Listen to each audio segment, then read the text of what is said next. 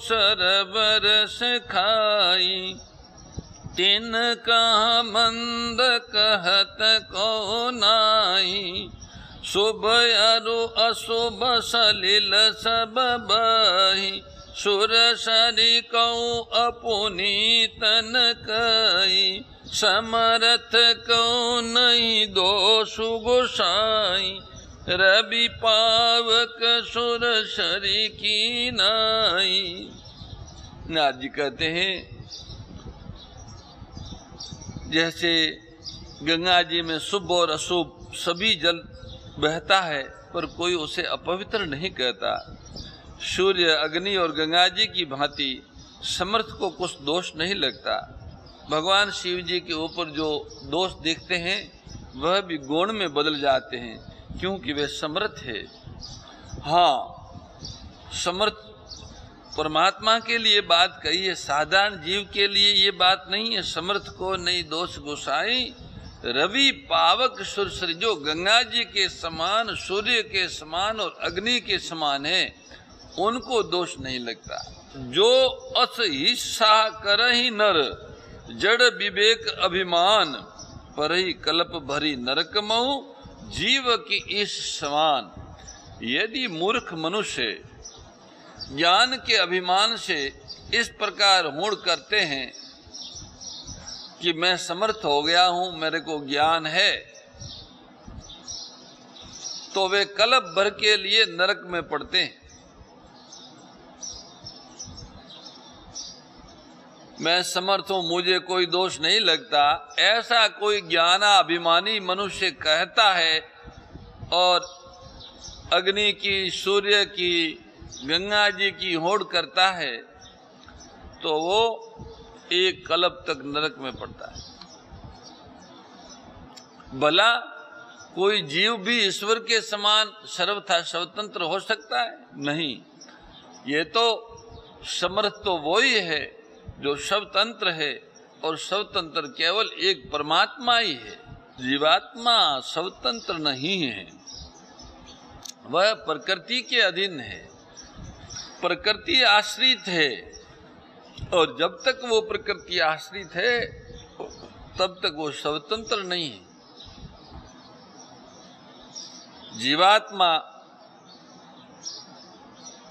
यद्यपि परमात्मा का ही अंश है, परंतु ममता, कामना और आसक्ति के कारण उसने प्रकृति का आश्रय ले रखा है। भगवान कहते ममे वांशो जीवलोके जीवभूत सनातन, मन षष्ठानि इंद्रियाणि प्रकृति स्थान से कृष्यति। भगवान श्री कृष्ण मद्भगवद गीता के प्रवचन में 15वें अध्याय में ये कहते हैं कि ये जीवात्मा मेरा अंश है, अविनाशी है, और मन, बुद्धि, इंद्रियों ये सब प्रकृति के अंश हैं। ये प्रकृति में रहते हैं, प्रकृति बदलने वाली है। ये जीवात्मा मुझ में रहते हैं, मैं नहीं बदलने वाला हूँ। जिस तरह से परमात्मा नहीं बदलते, ऐसे जीवात्मा भी नहीं बदलता। जिस तरह से जगत बदलता है, ऐसे ही शरीर, मन, इंद्रियों भी निरंतर बदलते हैं। शरीर, इंद्रियों, मन, बुद्धि ये संसार का ही अंश है, इसलिए संसार में ही स्थित है। कहीं भी जाए तो वो संसार से अलग नहीं हो सकते। ऐसे ही जीवात्मा कहीं भी चला जाए तो परमात्मा से अलग नहीं हो सकता, परंतु भगवत विमुख होकर, विश्व सम्मुख होने पर ममता, कामना और आसक्ति उत्पन्न होती है। शरीर से ममता, पदार्थों की कामना और व्यक्तियों में आसक्ति, ये तीन ही बंधन करने वाले हैं। यहाँ शरीर मेरा नहीं है, पदार्थों से मुझे तृप्ति नहीं मिलेगी, व्यक्ति सेवा के लिए है, आसक्ति के लिए नहीं है। व्यक्ति, वस्तु, पदार्थ, परिस्थिति ये सब साधन रूप है, पर कब जब इनको अपना और अपने लिए न मान के वह प्रभु का भेजा हुआ, प्रभु के प्रसन्नता के लिए उसका उपयोग करने के लिए है, ऐसा समझे तो वो प्रकृति का आश्रय छोड़ के परमात्मा से अभिन्न हो जाता है। तो वो तो कभी किसी की बराबरी करेगा नहीं, बराबरी करने की आवश्यकता ही नहीं रही। जैसे एक नदी समुद्र में जाके मिल गई तो अब उनको किसी नदी की बराबरी करने की आवश्यकता नहीं रही कि मैं उसके जैसी हूं। वो तो समुद्र है, समुद्र से भिन्न उसका कोई अस्तित्व नहीं, उसका कोई अपना अस्तित्व नहीं। तो अस्तित्व नहीं तो अहंकार अभिमान कहां से आएगा। परंतु जब तक देहाभिमानी मनुष्य सीखे हुए, पढ़े हुए और चिंतन किए हुए ज्ञान को अपना ज्ञान मानता है और उसी ज्ञान के आधार पे अपने को समर्थ मानता है और कहता है कि मेरे को कोई दोष नहीं लगता, तो ये ऐसे मनुष्यों के लिए, ऐसे जीवों के लिए कल्प भर नरक का वास तुलसीदास जी ने बताया। क्योंकि परमात्मा के समान जीवात्मा नहीं हो सकता। जीवात्मा परमात्मा में विलीन हो सकता है, पर वो परमात्मा नहीं हो सकता। तरंग समुद्र की है, समुद्र तरंग से नहीं हुआ। गंगा जल से भी बनाई हुई मदिरा को जानकर संत लोग कभी उसका पान नहीं करते। भले गंगा जल से कोई शराब बना ले, वही गंगा जी में मिल जाने पर जैसे पवित्र हो जाती है, ईश्वर और जीव में भी वैसा ही भेद है। गंगा जल से बनाई हुई मदिरा अपवित्र ही है, पर गंगा बह रही है, उसमें कोई मदिरा डाल देता है तो उसकी अपवित्रता समाप्त हो जाती है। इसका मतलब ये नहीं कि गंगा जी में कोई मदिरा डाल दे। कोई मूर्ख, दुराचारी, दुष्ट, बेहोश मानव गंगा के तट पे घूमते फिरते अथवा वहां शराब बनाता है स्वार्थवश, तो बचा हुआ शराब कुछ उसी में ढुल जाता है, तो उससे गंगा अपवित्र नहीं होती है। परंतु गंगा जी के जल से बनाई हुई मदिरा तो अपवित्र ही होती है। ऐसे ही प्रकृति के संसर्ग से, प्रकृति के आश्रित वह रहने वाला जीव जड़ होता है, पर वही जीव परमात्मा में मिल जाता है तो उसकी जड़ता समाप्त हो जाती है। भगवान शिव के साथ अगर कोई दोष आया है, जैसे गंगा जी में कोई दोष मिल गया तो गंगा जी वह दोष समाप्त कर देती है। ऐसे ही शिव जी सहज ही समर्थ है, वे भगवान हैं। इसलिए शिव जी अगर है तब तो उनसे विवाह में सब प्रकार से इनका कल्याण है। इनके हाथ में लिखे हुए दोष सब शिव जी में है, और वो दोष होते हुए भी वे सर्व समर्थ ईश्वर है। इसलिए उनके साथ इनका विवाह हो तो फिर कल्याण है। परंतु भगवान भोलेनाथ जी की आराधना बड़ी कठिन है, फिर भी कलेश करने से वे बहुत जल्द संतुष्ट हो जाते हैं। अगर हम तपस्या करते हैं तो संतुष्ट तो जल्दी हो जाते हैं।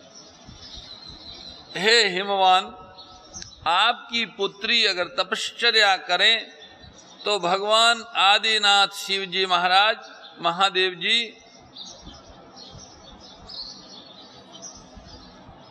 इनकी होनहार को मिटा सकते हैं।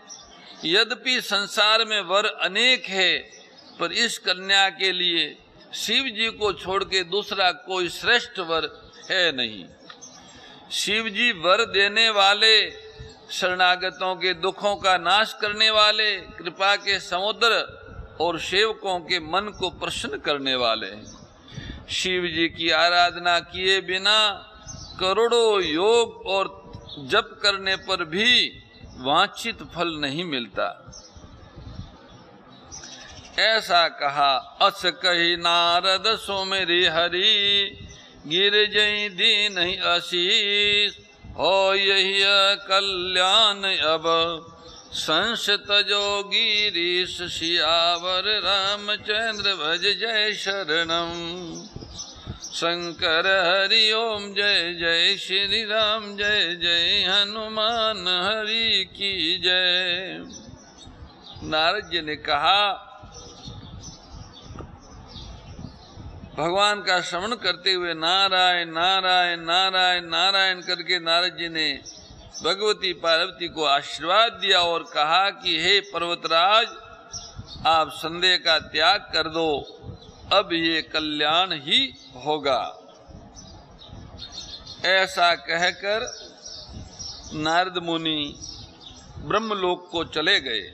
कही अस ब्रह्म भुवन मुनि गयो, आगिल चरित सुनो जस भयो, पति एकांत पाई कह मेना, नाथन में समुझई मुनि मेना, जो घर बरु कुल होई अनूपा, करिय विवाह सुता अनुरूपा, नत कन्या बरु रहो कुंवारी, कंत उमा मम प्राण प्यारी, जो न मिलई बरु गिर जही जोगु, गिरी जड़ सज कहीं सब लोगु, सोय विचारि पति करहो विवाहो, जयन बहोरी होई और दाओ, अस कई परिचरण धरि शीशा, बोले सहित स्नेह गिरीशा, बरु पावक प्रगटे शशि माही, नारद बचन अन्यथा नाही, प्रिया सोचो परिहरो सब, सुमरो श्री भगवान, पार्वती निर्मयो जय, सोय करई कल्याण। नारद जी तो ऐसा आशीर्वाद दे के ब्रह्मलोक को चले गए और तुलसीदास जी महाराज कहते हैं कि अब सुनो आगे क्या हुआ। नारद जी के जाते ही पार्वती मैया की माता जी अपने पति हिमवान के पास में एकांत में आकर बोली, हे नाथ, हमारे समझ में नहीं आया कि श्री नारद जी महाराज ने क्या बताया है आपको कन्या के बारे में। हमारी कन्या के अनुकूल घर वर और कुल उत्तम हो तो विवाह कीजिए, नहीं तो लड़की चाहे कुमारी रहे, मैं अयोग्य वर के साथ उनका विवाह नहीं करना चाहती, क्योंकि हे स्वामी, पार्वती मुझको प्राणों के समान प्यारी है। यदि पार्वती के योग्य वर न मिला तो सब लोग कहेंगे कि पर्वत स्वभाव से जड़ होते, मूर्ख होते हैं। हे स्वामी, इस बात को विचार करके विवाह कीजिएगा जिसमें फिर पीछे हृदय में संताप न हो। इस प्रकार कहकर मैना पति के चरणों में मस्तक रखकर गिर पड़ी। तब हिमवान ने प्रेम से कहा, चाहे चंद्रमा में अग्नि प्रकट हो जाए पर नारद जी के वचन झूठे नहीं हो सकते। हे प्रिय, सब सोच छोड़कर श्री भगवान का स्मरण करो। जिन्होंने पार्वती जी को रचा है वही इनका कल्याण करेंगे। यदि तुम्हें अपनी कन्या पर प्रेम है तो जाकर उसको ये शिक्षा दो कि वो ऐसी तपस्या करे जिससे शिवजी मिल जाए। दूसरे उपाय से यह कलेश नहीं मिट सकता। नारद जी के वचन रहस्य से युक्त और सकारण है और शिवजी समस्त सुंदर गुणों के भंडार हैं। ये विचार कर आप मिथ्या संदेह को छोड़ दो। शिवजी सभी तरह से निष्कलंक है। हिमाचल जी की बात सुन मन में प्रसन्न होकर मैना उठकर तुरंत पार्वती के पास गई। पार्वती को देखकर उनकी आंखों में आंसू भर आए। उसे सने के साथ गोद में बैठा लिया, बार बार उसे हृदय से लगाने लगी। प्रेम से मैना माता जी का गला भर आया, कुछ कहा नहीं जाता। जगजननी भवानी जी तो सर्वज्ञ ठहरी, पार्वती मैया सब समझ गई। पार्वती जी ने अपनी माता के मन की दशा को जानकर माता को सुख देने वाली बड़ी कोमल वाणी बोली, सुन ही मातु में दीख अस, सपन सुनाऊं तो सुंदर गौर सुभी प्रवर, अस उपदेश मोई। हे माँ सुनो, आज मैं एक सुंदर सपना आपको सुनाती हूँ।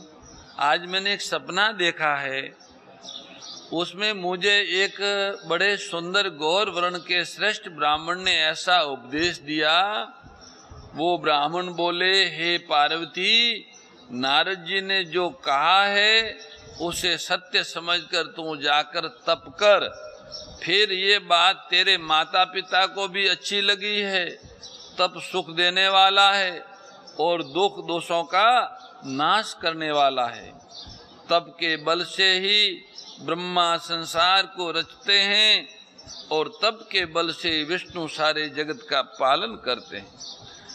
तप बल रचई प्रपंच विधाता, तप बल विष्णु सकल जगत त्राता, तप बल शंभु करहि संगारा, तप बल से सुधरई महिबारा, तप आधार सब सृष्टि भवानी, करहि जाय तप अस जिय जानी। तप बल से ही ब्रह्मा जी संसार को रचते हैं, तप के बल से भगवान विष्णु सारे जगत का पालन करते हैं, तप के बल से ही भगवान शिव रुद्र रूप से जगत का संहार करते हैं और तप के बल से शेष नाग जी पृथ्वी का भार धारण करते हैं। परम श्रद्धेय गौरीशी स्वामी श्री दत्त शरणानंद जी महाराज की प्रेरणा व मार्गदर्शन में विश्व के सबसे बड़े गौ सेवा संस्थान श्री गोधाम महातीर्थ पथमेड़ा द्वारा संरक्षित लाखों बीमार, विकलांग, वृद्ध एवं अशक्त गोवंश वेद लक्षणा गोमाता की सेवा के साथ साथ भारतीय गोवंश का संरक्षण, संपोषण, संवर्धन एवं उनसे प्राप्त पंचगव्यों का परिष्करण व विनियोग करना, घर घर गोपालन, गो अभ्यारण्य, घास चारा उत्पादन हेतु गोचर भूमि का विकास, गोपालन लोक संस्कृति के पुनर्जागरण हेतु वेद लक्षणा गो महिमा का प्रचार प्रसार करना तथा गोपालक किसानों के स्वावलंबन हेतु गो कृषि अन्न एवं गो दुग्धान का गुणवत्ता युक्त बाजार तैयार करना श्री गोधाम महातीर्थ का पावन उद्देश्य है। आप सभी दानदाता श्री गोधाम महातीर्थ पथमेड़ा द्वारा संचालित गो सेवा महाअभियान में बढ़ चढ़कर सहयोग कर लाखों बीमार, विकलांग, वृद्ध एवं अशक्त गोवंश के गोग्रास सेवा हेतु श्री गोधाम महातीर्थ पथमेड़ा लोक पुण्यार्थ न्यास के बैंक ऑफ बड़ौदा खाता संख्या 084901000238827 IFSC कोड BARB 0 ASHRAM शाखा आश्रम रोड अहमदाबाद में गोग्रास सेवा निमित्त जमा कर सकते हैं। अधिक जानकारी के लिए संपर्क करें 7742093179 7665059999 7073000151।